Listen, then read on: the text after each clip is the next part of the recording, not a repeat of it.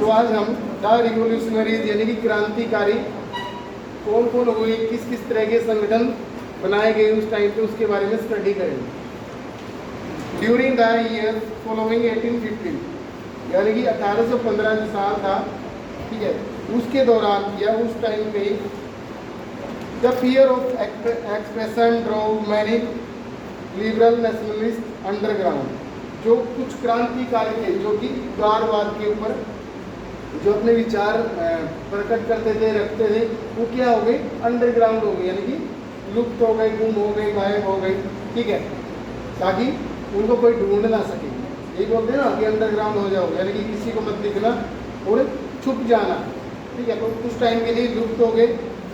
Secret societies sprang up in many European states to train revolutionaries and spread their ideas, ठीक है। Secret societies यानी कि गुप्त संगठन जो ऐसे बन गए थे, जो कि ऐसे लोगों को, ऐसे क्रांतिकारियों को तैयार कर रहे थे जो कि राष्ट्रवाद की धारणा में विश्वास रखते थे, ठीक है, राष्ट्रवाद को सही मानते थे या फिर उदारवाद को सही मानते थे।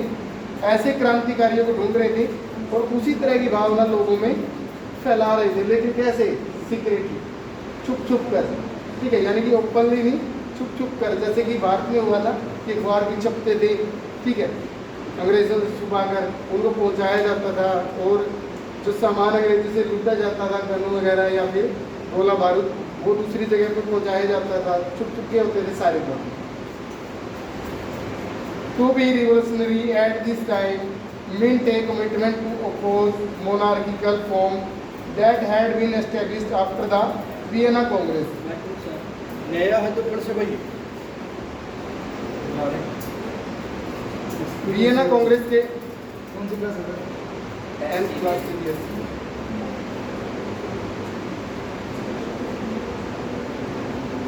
कितनी टोटल लड़कियां? 15। दो लड़की गई।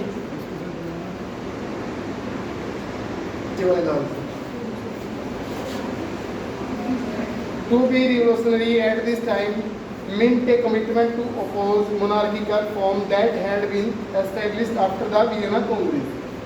वियना संधि हुई थी जो, ठीक है, उसके बाद क्या हुआ, जो रूढ़िवादिता फैलाई थी, ये मोनार्किकल यानी कि राजतंत्र जो चलाया था, उसके अपोजिट खड़े करने के लिए कमिटमेंट क्या है, मतलब कि एक वादा करना, प्रॉमिस करना कह लो, ठीक है, कमिटमेंट की गई और लोगों को जो क्रांतिकारी बनाया जा रहा है, ठीक है, उसके खिलाफ क्रांतिकारी बना रहे, ताकि उसके खिलाफ होकर जो पुराने रूढ़िवादी विचार जो अभी चलाए जा रहे थे, मोनार्किकल यानी कि राजतंत्र के द्वारा जो राजा चाहता था, ठीक है, उसका विरोध किया जा सके, लोगों के अंदर वो भावना पैदा की जा रही है।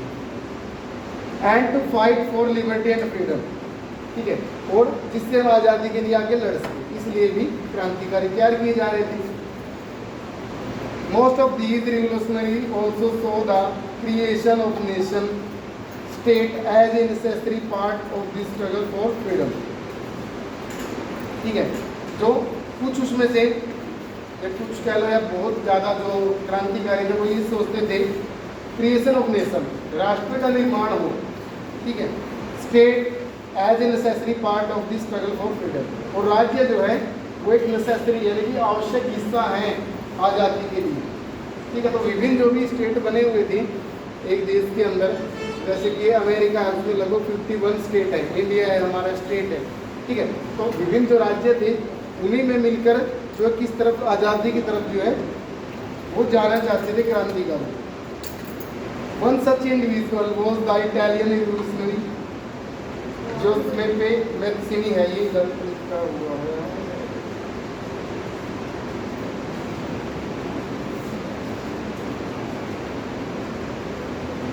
Giuseppe Mazzini, ठीक है। कहाँ इसका जन्म हुआ था, जिनोवा में 1807 में। ये क्या था, एक रिवोल्यूशनरी था, क्रांतिकारी था, जो क्रांति में बढ़ चढ़ के भाग ले रहा था, ठीक है।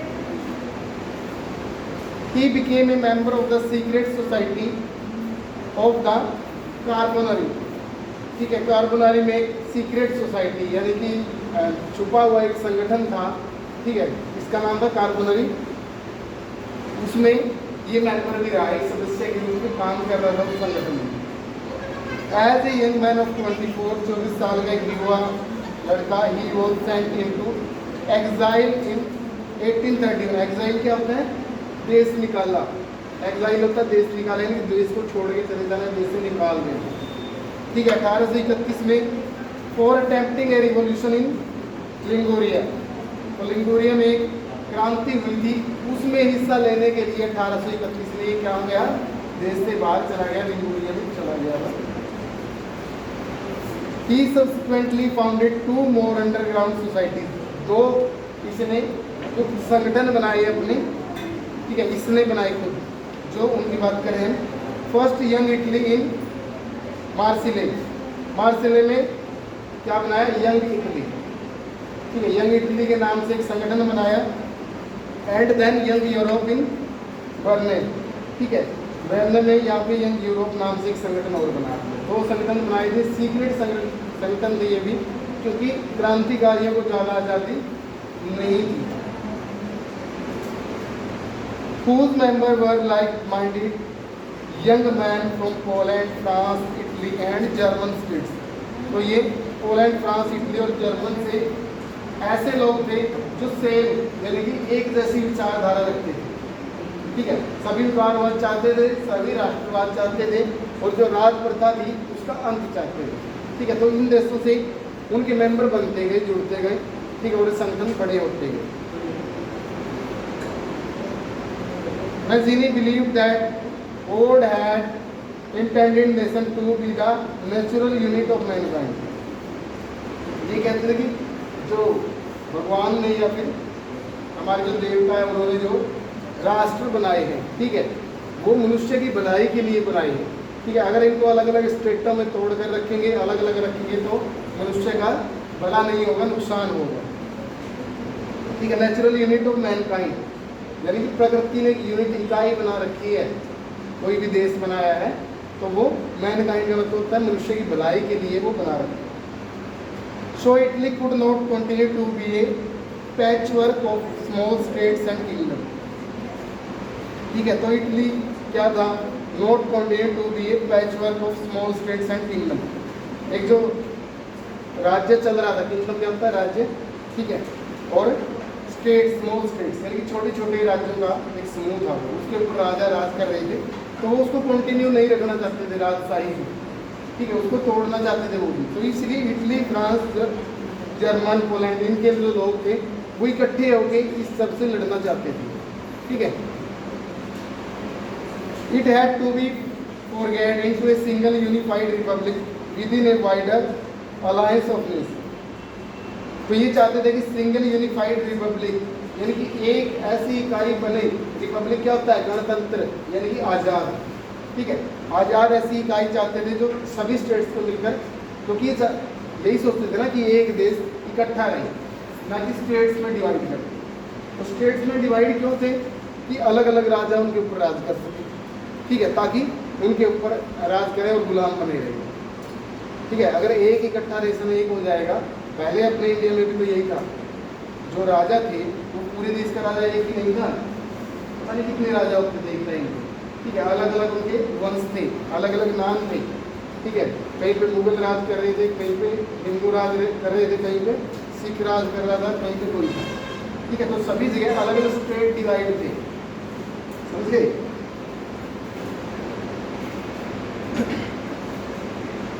अलायंस होता है संधि करना ऑफ नेशन यानी कि जोड़ के रखना। राष्ट्र के लिए वो छोटे छोटे राज्य जो थे उनको जोड़ के रखना चाहते थे ये एक पूरे अच्छी राष्ट्र के लिए। This unification alone could be the basis of Italian liberty. ठीक है, इटालियन लिबर्टी, इटली की जो लिबर्टी होती है हमारी, क्या कह सकते हैं इसको,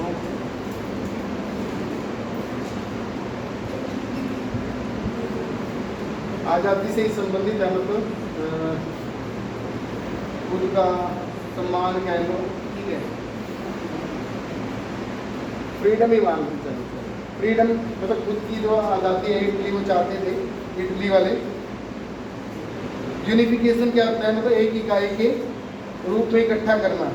following his model secret societies were set up in Germany. तो इसी मॉडल को फॉलो करते हुए, उसी योजना को फॉलो करते हुए कहाँ सीक्रेट सोसाइटी बनी, गुप्त संगठन कहाँ पे बनाए गए? जर्मनी में, दूसरा फ्रांस, स्विट्जरलैंड एंड पोलैंड। ठीक है, यहाँ पे गुप्त संगठन बना दिए गए। Mazzini relentless opposition to monarchy, वो मैजिनी जो था वो अपोजिट था किसके? मोनार्की के, यानी कि राजतंत्र के अपोजिट था, उसके सख्त खिलाफ था। And his vision of democratic Republic frightened the conservatives. ठीक है, जो कंजर्वेटिव्स थे यानी कि रूढ़िवादी जो लोग थे, उनको वहाँ से भगा के, या मोनार्की को वहाँ से भगा के डेमोक्रेटिक, डेमोक्रेसी क्या होता है? क्या होता है डेमोक्रेसी? लोकतंत्र। ठीक है, लोकतंत्र की स्थापना करना चाहता था। Metternich described him as the most dangerous enemy of our social order.